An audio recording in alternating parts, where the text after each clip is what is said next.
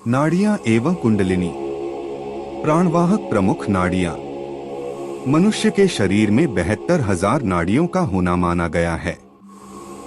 बहुत से ग्रंथों में असंख्य नाड़ियों का भी जिक्र आता है। जब संख्या बहुत अधिक हो तो उसकी महत्ता को दर्शाने के लिए भी असंख्य कह दिया जाता है।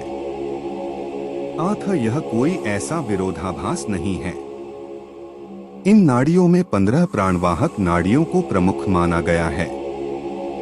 इन 15 नाड़ियों को क्रमशः सुषुम्ना, इड़ा, पिंगला, गांधारी, हस्तजिह्वा, उषा, यशस्विनी, शूरा, कुहू, सरस्वती, वारुणी, अलंबुषा, विश्वोदरी, चित्रा और शंखिनी नाम से जाना जाता है। इन 15 में से भी पहली 3 सुषुम्ना, इड़ा व पिंगला का विशेष महत्व है। योग विद्या तथा कुंडलिनी जागरण के संबंध में भी यही 3 नाड़ियां विशेष महत्व की हैं। इन्हीं 3 नाड़ियों के लिए त्रिवेणी शब्द का प्रयोग ग्रंथों में हुआ है। मूलाधार से अलग होकर चलती ये तीनों नाड़ियां आज्ञा चक्र में मिलती हैं। अतः मूलाधार को मुक्त त्रिवेणी और आज्ञा चक्र को युक्त त्रिवेणी कहा गया है। जैसा कि चक्र प्रकरण में बताए हैं, संगम, तीर्थराज, त्रिवेणी आदि शब्दों का मर्म वास्तव में क्या है। इसी युक्त त्रिवेणी आज्ञा चक्र को त्रिकूट भी कहते हैं।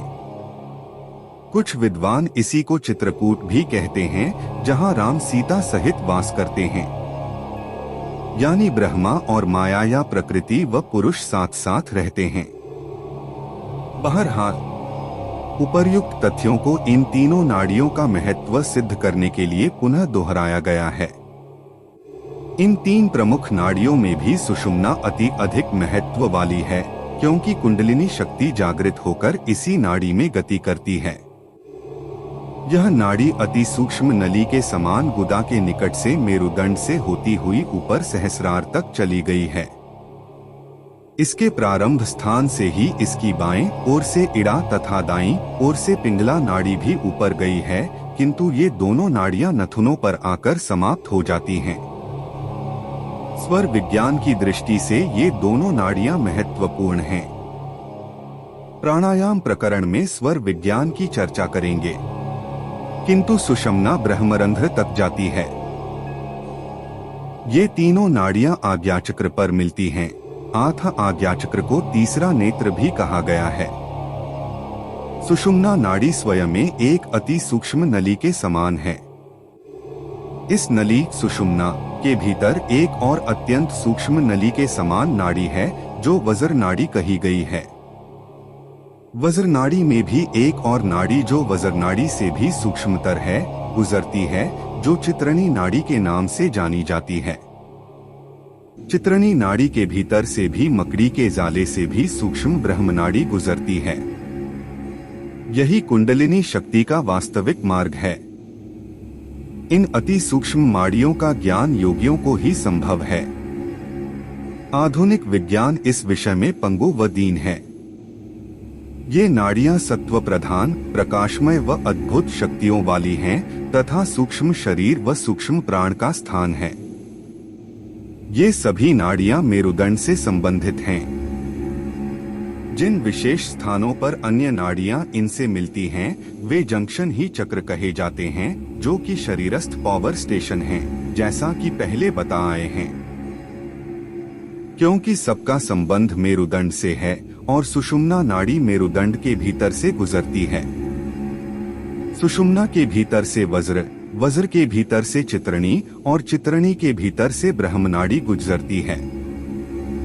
यह ब्रह्मनाड़ी कुंडलिनी शक्ति के प्रवाह का मार्ग है। इस तथ्य से पाठक सहज ही अनुमान लगा सकते हैं कि कुंडलिनी के जागरण व संचालन में मेरुदंड का सीधा रखना कितना अधिक आवश्यक है।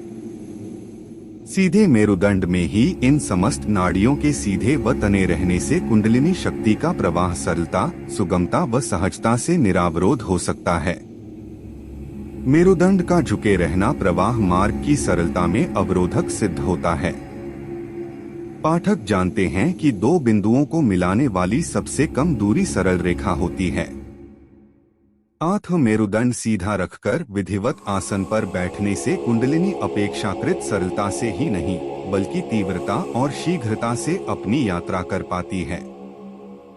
इसके अलावा मूलबंध आदि बंधों का लगा होना भी इस काल में आवश्यक होता है। इस विषय में हम कुंडलिनी जागरण काल में रखी जाने वाली सावधानियों के अंतर्गत आगे चर्चा करेंगे, अन्यथा बहुत सी हानियां संभावित होती हैं।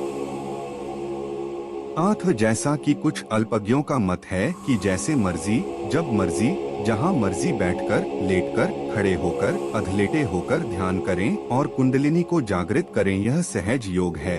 यह सरासर भ्रामक, मिथ्या व अज्ञानपूर्ण है। अनुशासन, विधान तथा नियमों का बंधन न रहने से यह भले ही औसत बुद्धि वाले लोगों को सरल, सहज व सुखद मालूम पड़े, किंतु कल्याणकारक व सफलदायक नहीं हो सकता, यह निश्चित है। प्रबुद्ध पाठक समझ सकते हैं कि मालूम पड़ने और वास्तव में होने में बहुत अंतर होता है।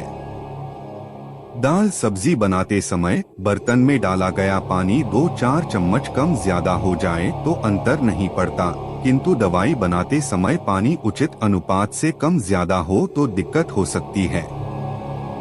इसके विपरीत प्रयोगशाला में परीक्षण के समय किसी रसायन या विलयन में कोई खतरनाक, घातक या अतिसंवेदनशील अम्ल मिलाते समय नियत अनुपात से बूंद भर भी इधर-उधर हो जाना किसी अप्रिय घटना को जन्म दे सकता है। इसी प्रकार अन्य बहुत से उदाहरण दिए जा सकते हैं जिनसे यह तथ्य साफ साफ समझा जा सके कि जितनी माइन्यूट, सूक्ष्म कैलकुलेशन, गणना में हम जाएंगे, उतनी ही हमें एक्यूरेसी, प्रतिपन्नता की आवश्यकता होती है। जैसे मर्जी, जब मर्जी, जहां मर्जी, जितना मर्जी का सिद्धांत वहां लागू नहीं हो सकता, क्योंकि वह न सिर्फ हमें सही परिणाम पर नहीं पहुंचने देगा बल्कि हमारे व औरों के लिए घातक भी सिद्ध हो सकता है। यद्यपि हम इस चर्चा में मूल विषय से भटक रहे हैं, तथापि पाठकों के मार्गदर्शन के लिए यह जरूरी समझ रहा हूं ताकि पाठक भ्रमित न हो, ठगे न जाएं और अंत में असफलता हाथ आने पर योग विद्या को ही अनास्था की दृष्टि से न देखने लगे। गुरु बनने की योग्यता वाला योगी कभी दुकान खोलकर नहीं बैठता। जो दुकान खोलकर बैठा है वह तो व्यापारी है। वह भला ज्ञान को, योग को बया जाने। जो सामूहिक रूप से आए हुए दर्शनार्थियों पर एक साथ कुंडलिनी जागरण कराने का सब्ज़बात दिखाते हैं, जो सामूहिक शक्तिपात की बात करते हैं, उनके बारे में संदेह होता है कि वे कुंडलिनी जागरण या शक्तिपात का अर्थ भी समझते हैं या नहीं। कुंडलिनी जागरण न हुआ, गोया मूंगफली बांटना हो गया। उससे भी अधिक अफसोस उन दर्शनार्थियों की बुद्धि व आस्था पर होता है जो ऐसे धर्म गुरुओं के चक्कर में फंसकर वहां पहुंच जाते हैं और उन लंपटों के पैरों में नाक रगड़ना अपना सौभाग्य मानते हैं। इसका एकमात्र कारण अज्ञान है। आठ सावधान और एक बात अपने गुरु के आदेश और निर्देशन के अनुसार ही करें।